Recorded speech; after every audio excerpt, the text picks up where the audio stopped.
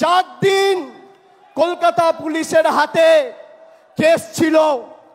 10, 11, 12 তারিখ 12, 13, 14 তারিখ মহামান্য কলকাতা হাইকোর্ট সিবিআই এর কাছে কেস ট্রান্সফার করে। আজকে নেই নেই করে 14 দিন অতিক্রান্ত।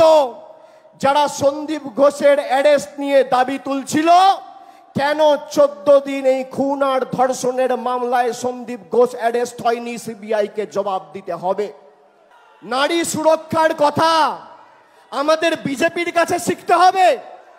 যে বিজেপির সরকার মণিপুরে 2 জনজাতি মূলবাসী মহিলাকে বিভক্ত করে রাস্তায় হাঁটিয়েছিল, সেই মণিপুরের মুখ্যমন্ত্রী এখনো পদত্যাগ করেনি।